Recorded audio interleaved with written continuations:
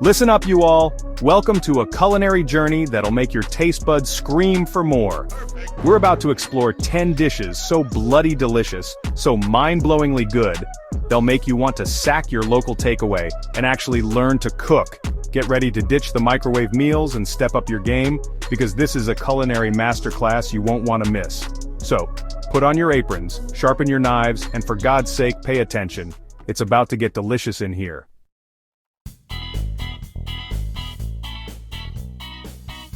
Right, you lot. First up, we're tackling a classic, Pasta Carbonara. This dish proves that you don't need a fancy ingredient list to create something spectacular. We're talking about simple, fresh ingredients treated with respect. Spaghetti cooked al dente, not a soggy mess. Pancetta, nice and crispy, not burnt to a crisp. And the sauce. We're ditching the cream, you hear me? This is all about eggs, pecorino romano cheese, and perfectly cooked pasta water. Get it right, and you've got a creamy, cheesy, porky masterpiece. Get it wrong and it's back to culinary boot camp for you.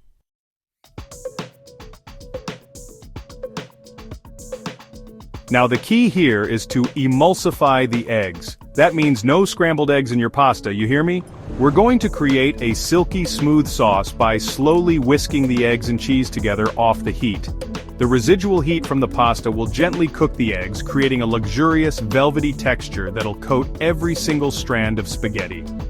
Get this right, and you'll be licking the plate clean. Get it wrong, and you'll be serving slop to the pigs.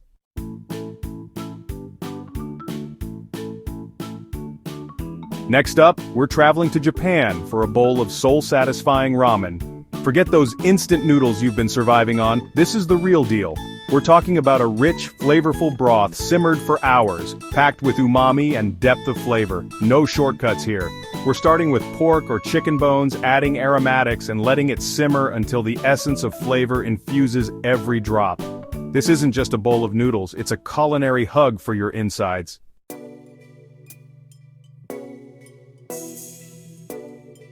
Now ramen is all about balance. You've got your rich savory broth, your perfectly cooked noodles, and then you add your toppings.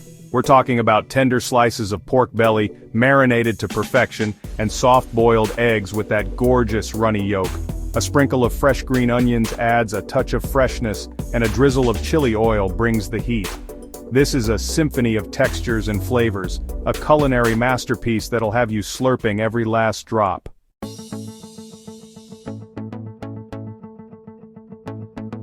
Listen up, you donkey. Massaman Curry, a dish that'll transport your taste buds straight to the streets of Thailand. We're talking about a symphony of flavors, rich and aromatic, that'll have you begging for seconds. First, we need to brown the meat. None of that gray, undercooked nonsense I see on those cooking shows. We want a beautiful caramelized crust on our chicken or beef. That's where the flavor lives. Next, we're hitting it with onions, ginger, garlic, building that base layer of flavor. Get those hands dirty, chop them fine, and don't even think about using that pre-minced garbage. You want flavor? Put in the effort. Now, for the heart of the curry massaman paste. This isn't your average curry powder, you hear me? We're talking about a complex blend of spices, lemongrass, chilies, coriander, the list goes on. Find a good quality paste, or better yet, make your own. It'll make all the difference.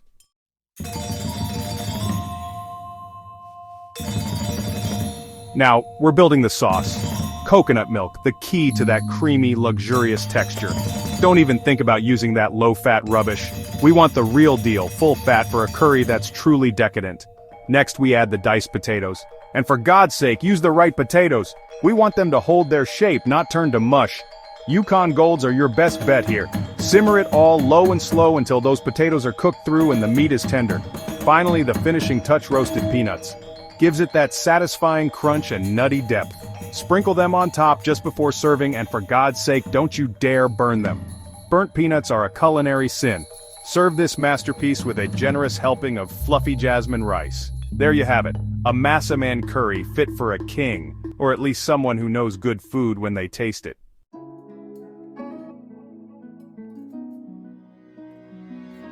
Peking Duck. A dish so iconic, so demanding, it separates the amateur cooks from the culinary masters. We're talking crispy lacquered skin and succulent meat, a true testament to patience and precision. Are you up to the challenge? First, we need a quality duck. Massage with salt, sugar, and 5-spice powder. Air dry for maximum crispness. Let's talk sauce. Hoisin sauce, a touch of sweetness, the perfect companion.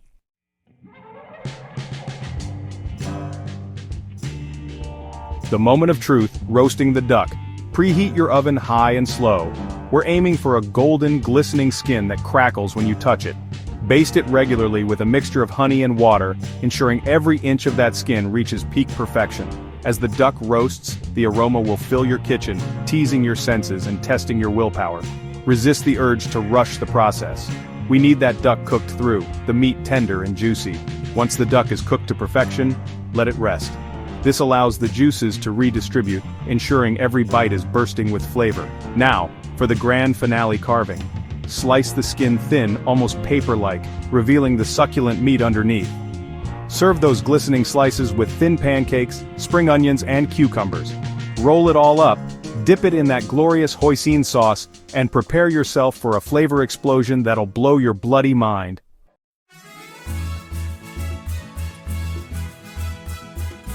Paella, you Spanish temptress, a dish that screams sunshine, celebration, and a whole lot of flavor. We're talking vibrant colors, fresh seafood, and that unmistakable smoky aroma of saffron. Get ready to transport your taste buds straight to the shores of Valencia. First, the pan. We need a proper paella pan, wide and shallow, allowing the rice to cook evenly and soak up all those delicious flavors. Heat it up, add a good glug of olive oil, and let's get started. Next, the sofrito. This is the foundation of our paella, a symphony of onions, garlic, and tomatoes, gently cooked until soft and sweet. Don't even think about rushing this step. We need those flavors to meld and intensify. Now, the rice. Bomba rice is the traditional choice. Its short grains absorbing liquid like a sponge, creating that perfect paella texture. Toast it lightly in the pan, coating each grain in the flavorful sofrito.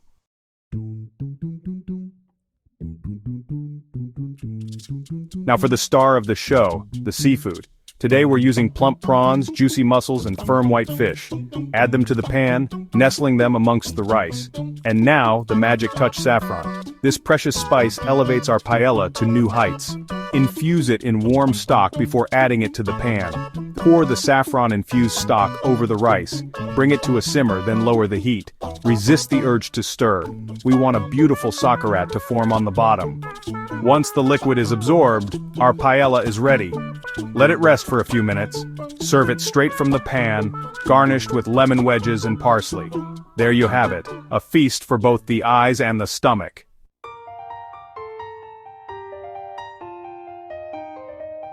Biryani, you lot, this isn't just some amateur rice dish, it's a bloody symphony of flavors. We start with the marinade, the heart and soul of this masterpiece. Yogurt, spices, ginger, garlic, chili, wake up your taste buds. Massage those spices into the meat. We need the meat to be swimming in those flavors. This gives our biryani that signature depth and aroma. This step is crucial. Don't rush it, the longer the better. Trust me, your taste buds will thank you. Now cover it up and let it rest. Think of it as a spa day for the meat. Meanwhile, let's get started on the rice. This is no ordinary side dish.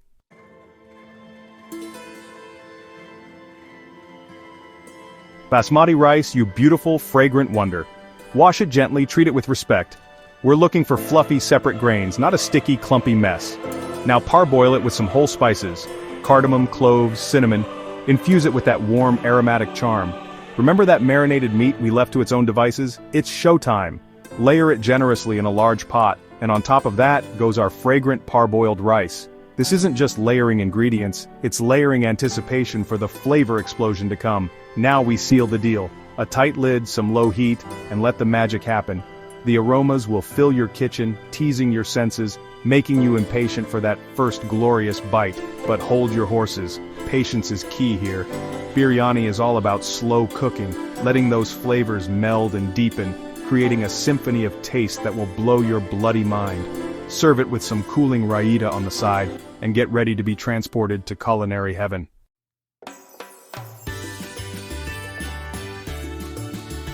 Tacos al pastor. These ain't your average Tuesday night tacos, no sir. We're talking vibrant, fiery, and bursting with flavor. And it all starts with the marinade. This is where the magic truly happens. We're using a blend of dried chilies, smoky and complex, not that bland supermarket chili powder. Along with spices like cumin, oregano, a touch of cinnamon for warmth. And the secret weapon? Pineapple juice. It tenderizes the pork and adds a touch of sweetness that'll make your taste buds sing. Now get your hands dirty and rub that marinade all over the pork. We're talking every nook and cranny, people. This isn't a time to be shy. Let it soak up all that flavor, overnight if you can manage it. Trust me, it's worth the wait. The longer it marinates, the more tender and flavorful the pork will be. This is about building layers of flavor, creating a depth that'll have you licking your fingers and begging for more.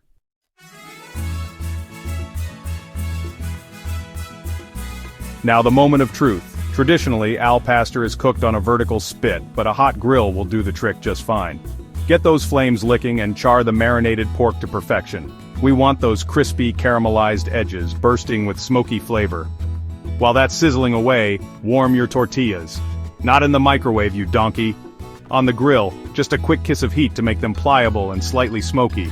Now slice that beautiful caramelized pork thinly, and let's build a taco masterpiece. Pile that succulent pork onto the warm tortillas. Don't be stingy now. Top it with diced pineapple for a burst of sweetness and acidity. Then, fresh cilantro for a touch of herbiness, and some finely chopped onions for bite. There you have it, a flavor explosion in every single bite. Juicy, smoky, a touch of sweetness, and a whole lot of deliciousness. That, my friends, is a taco al pastor done right.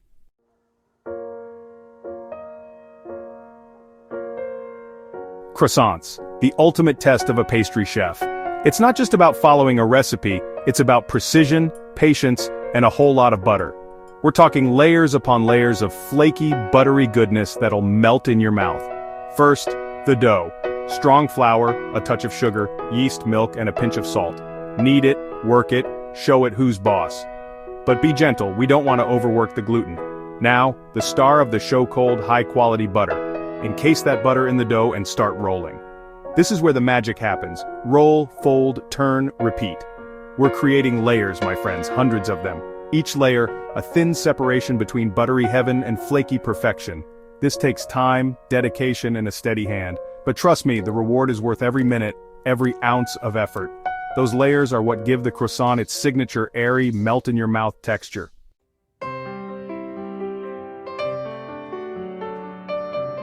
Now, the moment of truth. Cut the dough into triangles, those iconic croissant shapes. Roll them up gently, ensuring those layers stay intact. Proof them until they're puffy and proud, ready to take on the heat of the oven. The oven is crucial. Too hot and you'll have a burnt mess. Too low, and you'll end up with dense, greasy disappointments. We need that sweet spot, where the butter melts and creates steam, pushing those layers upward towards pastry perfection. Keep a watchful eye on them. The aroma will fill your kitchen, a siren song of buttery temptation. And when they emerge, golden brown and puffed up like proud little soldiers, you'll know you've done something special. Let them cool slightly, just enough to build anticipation. Then, break one open, feel that satisfying crackle, and take a bite. The layers, the buttery aroma, the melt-in-your-mouth texture, that, my friends, is a croissant done right.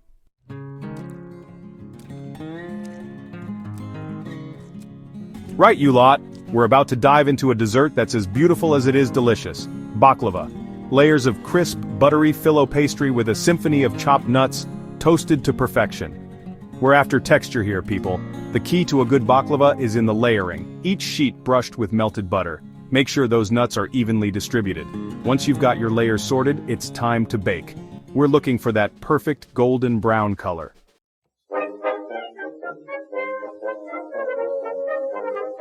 Now while that baklava is busy getting all crisp and golden in the oven, let's talk about the heart of the operation, the syrup. This isn't just some sugary afterthought, no. This is what brings the whole dish together. Use a good quality honey and a touch of lemon juice. Pour the hot syrup over the hot baklava. Let it soak into every layer. As it cools, the syrup works its magic. Patience is key. Wait until it's completely cooled. Then, cut and admire your handiwork.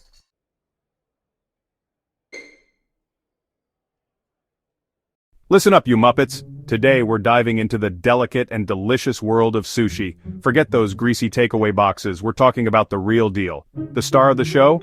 It's the rice. Perfectly cooked, seasoned rice is key, sticky but not gluey. Fresh, thinly sliced fish, crisp vegetables like cucumber and avocado, even pickled ginger for a kick. Each bite should be a symphony of flavors.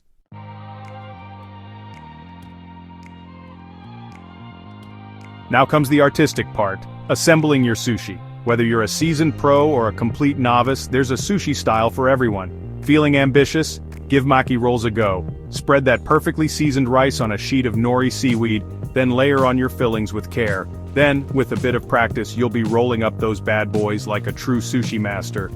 If rolls seem daunting, fear not. Nigiri is your new best friend. These bite-sized pieces of sushi are made by hand-shaping the rice and topping it with your choice of filling. It's a great way to show off the quality of your ingredients and your knife skills. Don't be afraid to experiment with different shapes and sizes. A little creativity goes a long way in the world of sushi.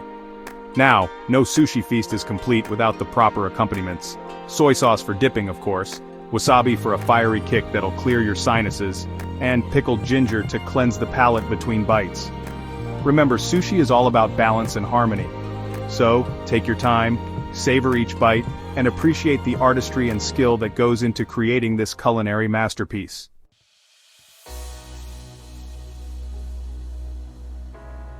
Well, there you have it, you bunch of hungry devils. 10 dishes from around the globe, each one bursting with flavor and ready to transport your taste buds to new and exciting places. From the rich, creamy carbonara of Italy to the delicate, intricate flavors of Japanese sushi, we've covered it all. Now it's your turn. Get off your backsides and into the kitchen. Don't be afraid to experiment, to get creative, to make a bloody mess. Cooking is about passion, about taking risks, about pushing yourself to try new things. And who knows, you might just surprise yourself with what you can create. So tell me, which of these dishes will you be tackling first? Let me know in the comments below, and don't forget to share your culinary triumphs and disasters with me. Don't forget to subscribe and hit that notification bell so you don't miss out on any of our upcoming culinary adventures. Until next time, keep cooking, keep exploring, and most importantly, keep it delicious.